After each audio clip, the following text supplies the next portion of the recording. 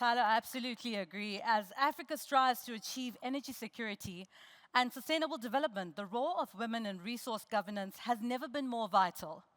When women lead and participate meaningfully in resource governance, policy becomes more stable, communities are better served, and outcomes are more sustainable. Our first panel, hosted by the African Business Women Energy Network, explores energy security in Africa, why women's participation in Africa's resource governance matters. To lead this discussion, please help me welcome our moderator, General Manager, Corporate Communications at Oando PLC, Alera Balogun.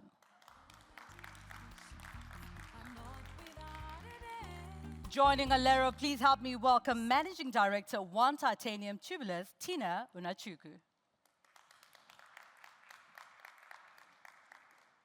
Please help me welcome back to the stage the CEO, BP Southern Africa. You've just heard from her, Taelo Majapelo. Please also welcome Chief Experience Officer at S&P Global Commodity Insights, Stephanie Comadal. Joining us, please put your hands together for Group CFO, Petrosi So Adam. And lastly, ladies and gentlemen, please help me welcome the VP of Engagement and Advocacy at Total Energies, Mariam Savso. Over to you, Alera. Thank you very much. Good afternoon, everyone. Standing on existing protocols. Before we dive into the panel session, I just want to give some context. Some things have already been said, but really just to set the tone. Today, 40% of Africans, approximately 600 million people, have no access to electricity, what we term energy poverty. However, energy poverty is not shared equally across genders. Women are disproportionately affected. Whilst that statement speaks to people having no access to electricity, energy poverty goes beyond access to electricity. 900 million people in Africa have no access to clean cooking fuels. Women spend up to 1,500 hours a year gathering firewood or cooking using unclean methods.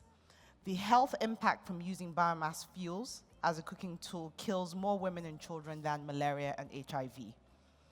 I think we can all agree that when we talk about energy security in Africa, it goes beyond keeping the lights on. It's about unlocking our continent's full potential for industrialization, and that's what we consistently talk about. That's what we're invested in. However, the conversation rarely touches on how a gender blind approach to energy access or energy security further perpetuates this inequality. So the question then becomes, if women are overwhelmingly impacted and negatively impacted, shouldn't our voices be heard? Shouldn't we be invited to the table? Shouldn't we be part of shaping governance frameworks? You could argue, if this knowledge is accessible to all, what is the benefits of having women at the table? The point of this panel is to discuss that or dissect that further. The panelists have over 80 years worth of experience altogether, experience across different functions, commercial, supply chain, leading businesses. But the one thing that is clear is not only are they women, they're passionate about how do we move the continent forward and how do we as women play a role in moving that continent forward. Thank you. So my first question goes to you, Adam. In the African context, what does energy resource governance mean in practice? And how much do issues like capital, access to capital, or even regulation shape whether projects succeed or fail? Thanks, Lola. Can you hear me well? Yes. Yeah, when we talk about energy security, we're mostly talking about having accessibility, affordability, reliable of supply, and also energy that's sustainable. And in an African context, we are in an environment where to be able to develop those resources, there is a huge need of capital and capital that's affordable. Unfortunately, the environment and the country risk and some of the regulatory framework that we have make that quite challenging, and also make some of the projects and some of these initiatives not affordable or profitable. So in an African context, it's very critical that we have rules and policies in place that support this affordability and access to capital, so this development can be made and then contribute to develop these vast resources that we have, which in the end will make those resources reliable and affordable, and which will also benefit women. And for women specifically, we know that when there is energy security, like you mentioned, women benefit or suffer from it the most. So these policies will heavily contribute to helping women benefit from those and also have a ripple effect on the economy. Okay, thank you. Miriam, so just going from what she'd said, talking about at the end of the day for any business, the idea is about, is it profitable? Not necessarily from a government perspective, but from your advocacy seat, what are some of the things that you think are critical to ensure that Africa's energy governance is truly people-oriented? And what I mean is, how do we sort of ensure that our governance systems are built around improving lives, not just serving the state or investors? Greetings to all. First of all, let me share how excited I am to be in this panel today. As chance would have it, I just transitioned into my new role 2 weeks ago after being the managing director for Total Energies in Madagascar. So I was really looking forward to leverage my operational experience into this new position, and what a great way to start it with such a panel with my esteemed co-panelists here, a very strong group of powerful women. So back to your question, Alero. I think I'm going to share 2 points. The first one being that, in my opinion, it's imperative to have community-led social impact assessments. I think that we need to flip the script. Oftentimes, what I have seen on the ground is that we come with pre-designed ways of doing things. Basically, as companies, we come with a preconceived notion of what are the needs of the communities where we're going to do business. Whereas when you think about it, whether it's women or youth, they are disproportionately affected by energy poverty. So to take into account what are their expectations in designing, in building projects, I think that would be a game changer. A second point that I would like to highlight is ensuring that we have public benefit dashboards. Transparency builds trust. And we've seen it firsthand. I will share an example for Total Energies. I think most of you in the room do know about our ECOP project. It's the longest pipeline that's being built between Uganda and the port of Tanga in Tanzania. There was a lot of noise about that project, but I think one of the things that we did right at Total Energies was to listen, was to engage with the communities, was to understand where they were coming from. And again, going back to my point about being transparent, sharing very updated KPIs, very updated dashboard.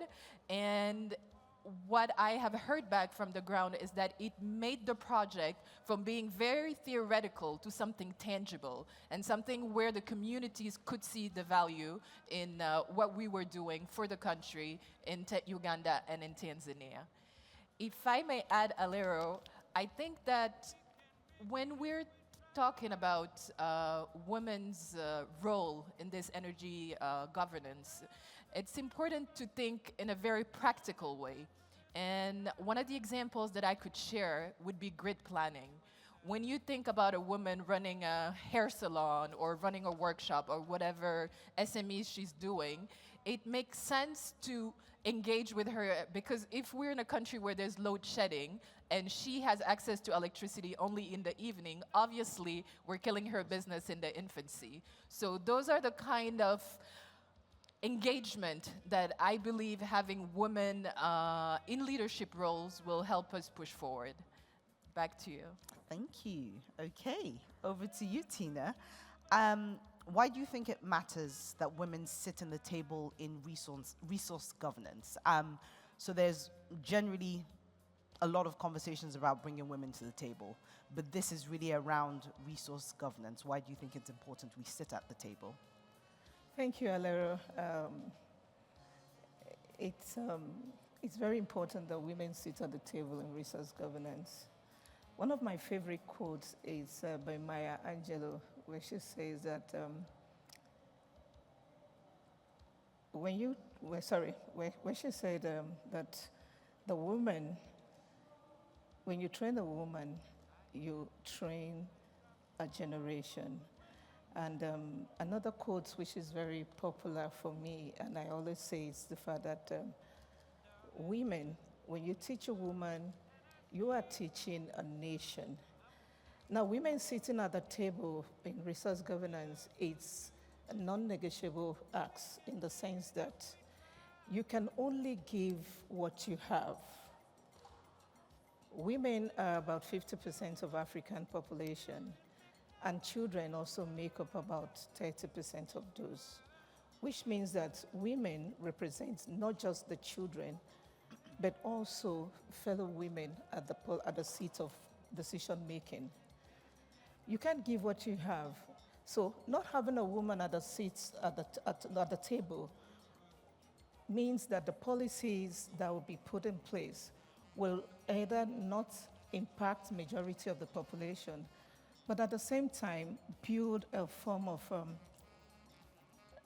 will not really meet the people or come up with the right policies that will impact the generations to come. Think about an organization like mine. When I came up into leadership, I found out that we didn't have women in leadership in One Titanium. And I've consciously hired women to take up strategic position.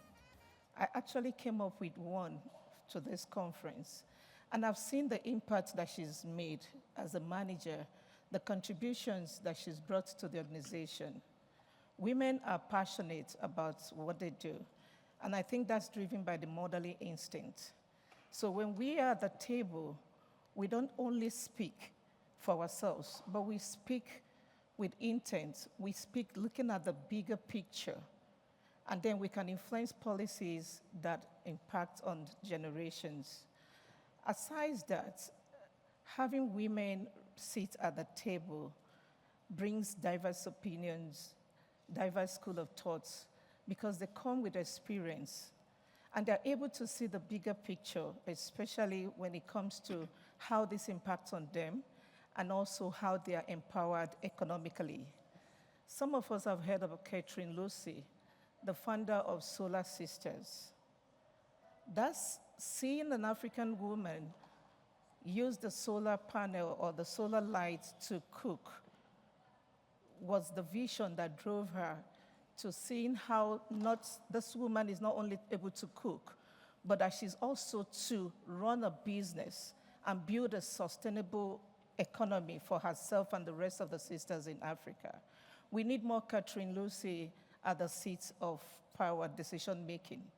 We need people who can think beyond the immediate need, but also people who can build and empower women, who can drive policies on economic empowerment that will better the lot of not just the women, but generations to come. Again, it's important that women sit at the table for decision making, in the sense that women always have this fear of failure. And because we have this fear of failure, and again, our upbringing as Africans, where we always seen and not heard, I'm sorry, that's an old statement, and I think that has actually been overridden by the changes that we've seen in Africa. But we come up, and so once we have that opportunity, we want to make an impact.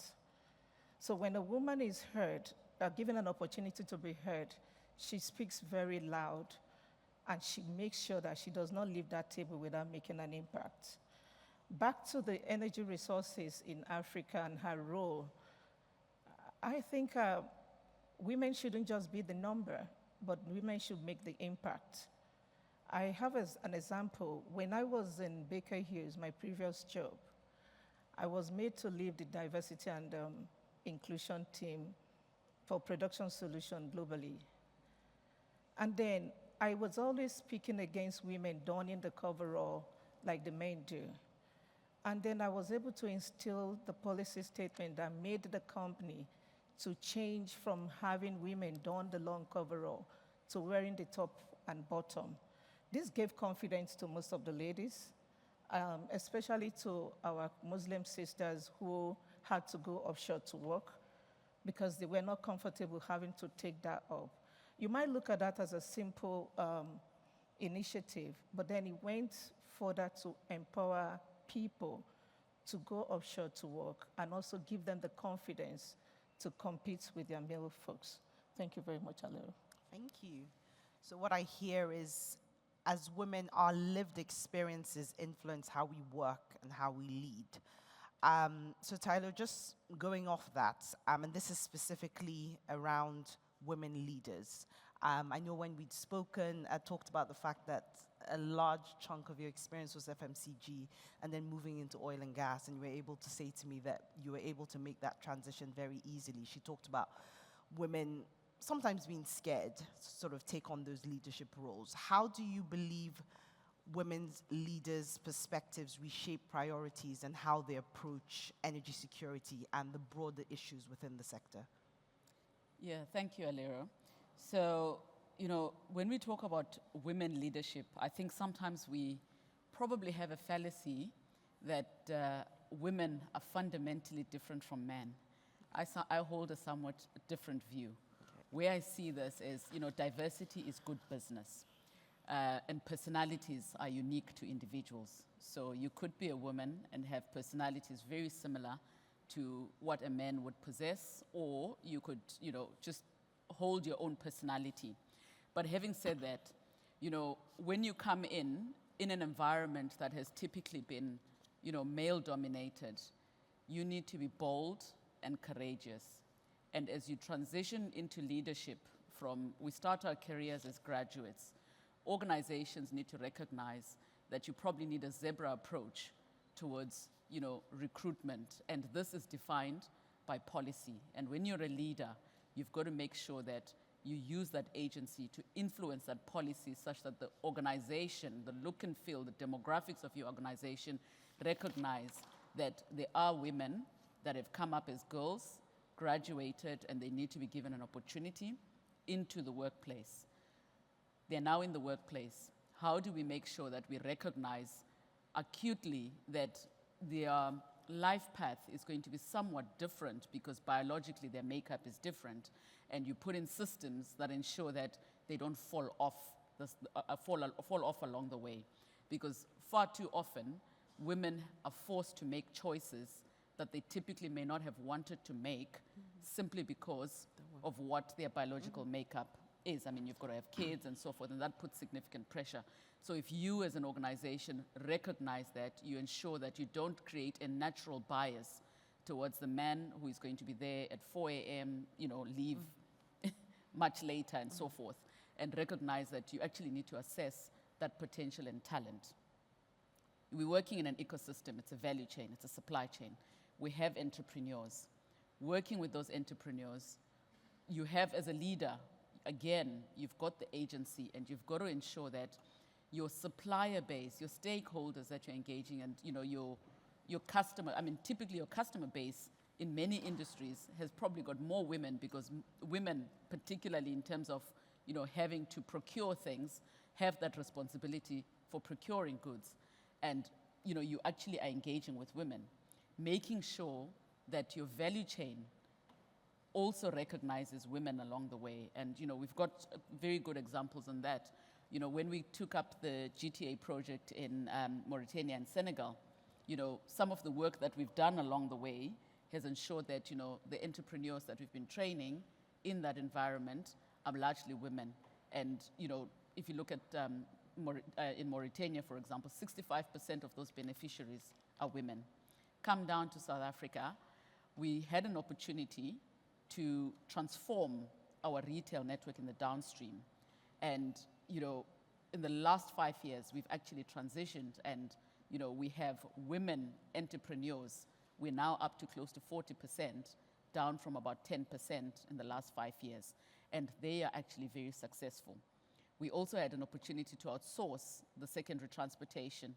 And, we also ensured that you bring women along the way. And as you do that, you start recognizing that you've got diversity of thought in there, and that also creates role models. We should not underestimate the importance of role modeling. Because when you don't see people that look and feel like you in a particular environment, you tend not to want to gravitate, because the fear factor is normal for us, for all of us as human beings.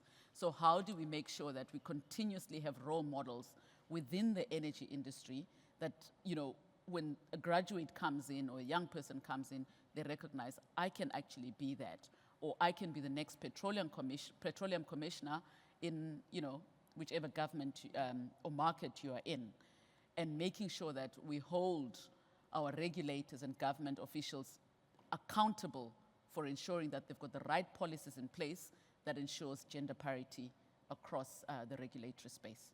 Okay, thank you. Stephanie, just following on from that, as someone that sits within the research and analytics space, what advocacy and research is required to deepen participation and leadership in this field amongst women in Africa? I know Tyler has given a lot of examples, but Marianne had talked about community-led social investments, understanding that a good number of women in Africa aren't educated, but like I said, are impacted. What are the kinds of things from an advocacy, from a research perspective that you've seen that can help deepen our participation? Absolutely. The community-led really resonates with me. I think that's something that's so important. I think the role model aspects is also really important.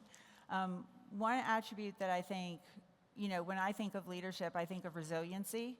And this is something that I typically always associate with most of the women that I've encountered throughout my business life.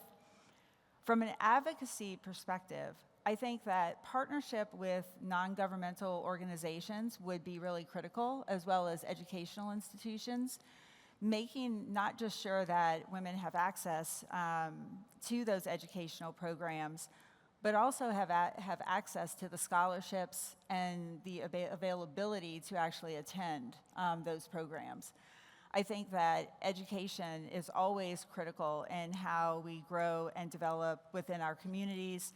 I think also, just building off of some of the other key points, it's really important that not only by partnering with government, partnering with your nonprofits, but again, going back to those non-governmental, those private sector that really resonate with your community so that they understand the right needs and they can develop the right community-led programs, the right university-led programs that may be a little bit more of outside-in thinking and as well as inside-out. I think it's important to have both aspects. And then the other side of this is just going back to that point of resiliency.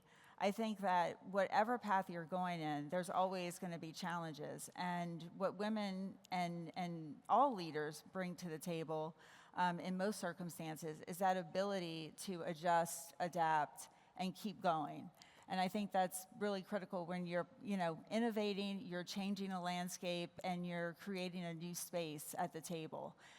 So I would see those as some of the key areas that we could do better. Okay, thank you. Can't believe we've spent 25 minutes already. So I'm going to touch on policy and government. Adam, this is for you. When governments draft energy strategies, what are the kinds of financing tools they need to think about to give women more access to energy, gender-responsive budgeting? Basically, what are the kinds of finance-facing systems that ideally they should put in place to make sure women's needs are met? Thank you, Lola. I will say it's very critical whenever our policies are drafted that someone is looking out for us, and the best person to look out for us is ourselves. And we need to have into the government budgeting system some gender responsive budgeting, in the sense that our public spending needs to be aligned with gender goals. It's very important that there's this perspective that's always taken into account into the structuring even of the policy. And we need to also have in our budgeting system financial incentives that are targeted. For example, we need to be able to emulate and reward corporations, institutions, etc., who actually promote and succeed through gender equity programs, and also contribute to the communities that are favoring women initiatives. It's important to also in our policies to see the impact of these measures, decisions, and etc. that we're making into women, because sometimes decisions are made and no analysis is done on what is the impact actually on women, because as you know, what gets measured gets done. And until through data, we are able to see the actual impact and all those initiatives onto women. And specifically in Cote d'Ivoire now, there's a significant drive into improving gender parity into the energy sector. You will see there's more and more senior positions coming up with women leaders, and the results has been astonishing, because as people think, you'll think it's a male-dominated environment, but women actually have a perspective that sometimes gets overlooked, is that we tend to look into the contribution of all, and the benefit of the community. We tend to look into how a decision will impact the broader community group, youth, education. So there's so many aspects and perspective that we bring into the table that are not just, focused only into the financials and the P&Ls and etc. And in terms of the budgeting also, it's very critical that we work on capacity building programs, in the sense that if you're not trained and competent, how will you be able to speak up? And we need to have initiative in place training women into those positions. And this doesn't start when they're getting into the job market. It has to start from when they're into school, supporting and sponsoring STEM programs, for example, and also allowing women in vulnerable communities to have access to education. And we've got some initiative where when you support and go and show them what they're capable of achieving, you will be very surprised on what can be done in terms of entrepreneurship and contributing into those things. So this has to be also embedded into the government policies, and it has to be measured in the same way. And last but not least, it's important to have public campaigns available so that women are aware of what's out there for them. Because sometimes there's a lack of knowledge of what is available, and it's important that we go all the way to all the rural places, the villages, and then educate people and bring the awareness on what's actually affordable and available for them, and what they can tap into so as to grow. So there's a lot to be done for sure, and it's important to know that a lot is being done already. And it doesn't mean that we've already achieved what we want to achieve, but I think I'm very excited for what the future looks like for women in Africa. Okay, thank you. Mariam, this is for you. What do you think the NOCs and national oil companies and ministries can learn from women leaders to deliver an Africa-led just transition? Adam has talked a lot about transparency, measurements, KPIs. if there was one KPI that you would recommend they adopt, what would it be? Thanks, Alero, for the question. I read yesterday that women are master strategists in resource optimization. When I read that, I sent it to my mom because I thought that was a perfect definition of who she is. I grew up in a modest household in Senegal, and what I do remember is the ability, how skillful my mother was at stretching a dollar. We had scarce resources, but she always took into account everybody's needs, and she managed. And we never felt that we lacked anything. And the good news is that my mom is not alone in that position. There are millions of women across Africa who've just been doing the same thing as her. Now, what an opportunity. Imagine taking what I just mentioned, that resourcefulness, being so skillful, and applying it into the energy projects that we want to bring about the continent. To your question, Alero, when we're thinking about one policy, I will agree with Adam because she mentioned gender-responsive budgeting. I believe that is key. It is key because we must dedicate a specific portion of funding, of investment to women-led initiatives.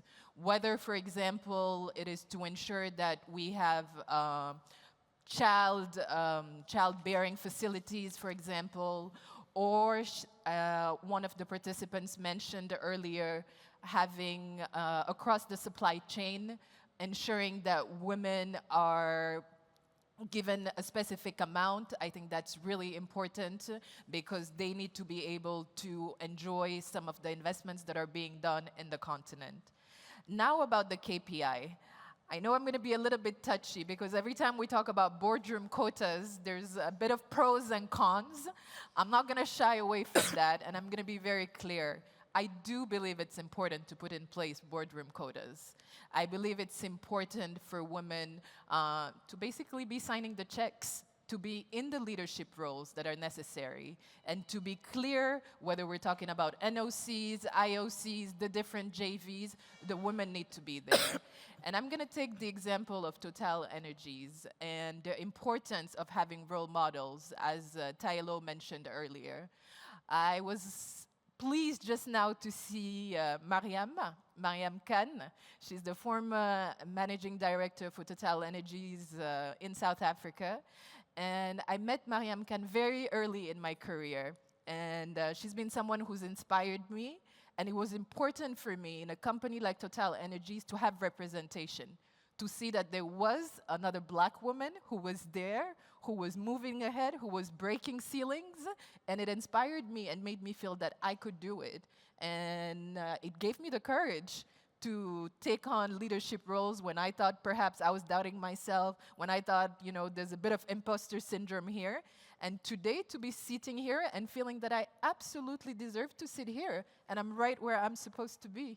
So there you have it. Yes, you are.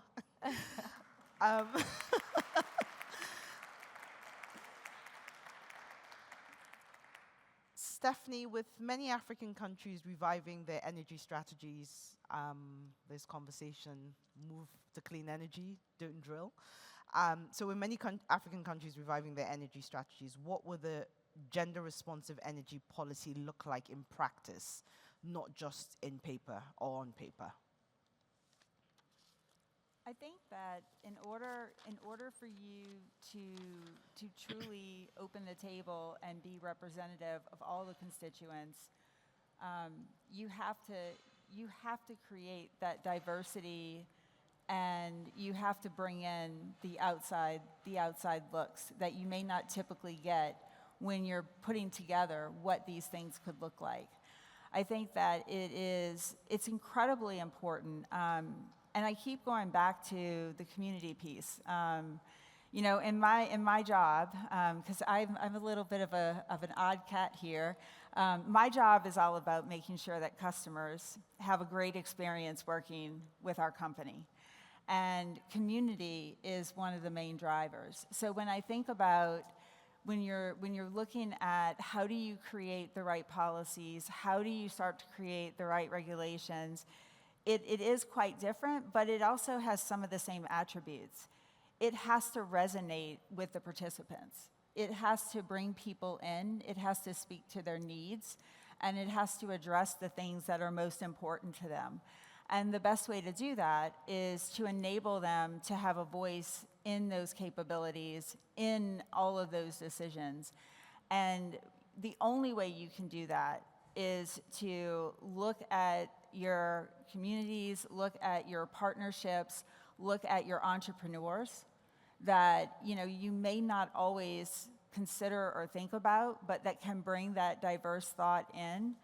And not just to promote, but to actually participate with them. So it's not just about funding, it's about also being an active part of how they're successful in getting the voice at the table and starting to have that impact on what the regulations and what do they need to thrive, and to bring that in to something that's much more practical and pragmatic. So it's not just inspiring, and it's not something that you just, and I love the measure, like, measure twice, cut once, yeah? So I think when you bring all of that in, it's truly about being active, being present, and just being thoughtful and intentional in how you react, how you listen, and then how you action. Okay. So I've heard gender responsive financing, I've heard entrepreneurship. Tyler, as you know, SMEs, which is where a lot of women sit, and we may not know it, but it's central to Africa's industrialization as it drives local economies. Yet it's often overlooked in energy planning. I know that you talked about BPSA doing a lot of work to support female-owned small businesses. How do you think women in governance can reframe resource allocation to better power SMEs and, by extension, strengthen energy security within the continent? Yeah, thanks, Alera. And I think in this instance, it's really how can everyone reframe the conversation of resource allocation? Because sometimes we make the mistake of assuming or leaving the burden of meeting women's needs to female regulators. I think this is where we need to also call upon men to recognize the importance of SMEs, the importance that women and SMEs play in the energy resource planning. And I think as we speak to the regulators, both men and women, we need to make sure that we're very clear around, the type of programs that we put in place to ensure that these women entrepreneurs remain successful. Because often we would put in programs and not really target them towards women. And half the time, by forces of nature, many men become beneficiaries of those programs.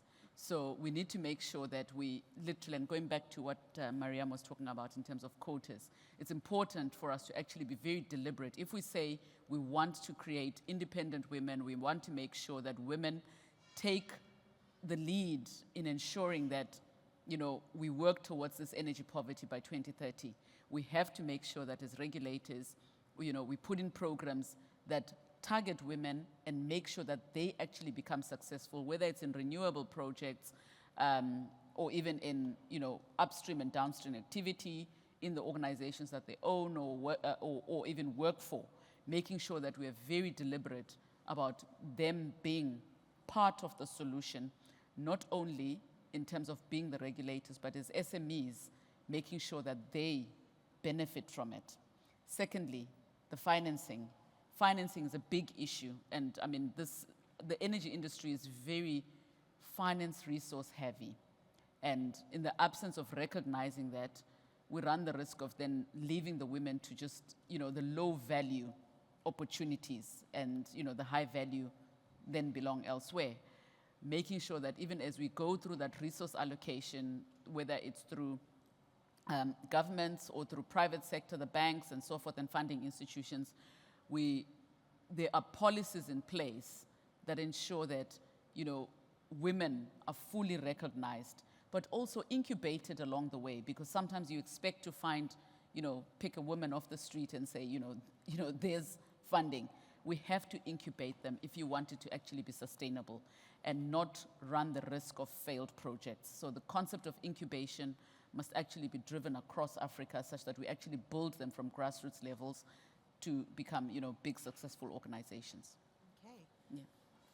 So there's a lot of talk around regulators, the government leading this, but the reality is Africa has peculiar challenges.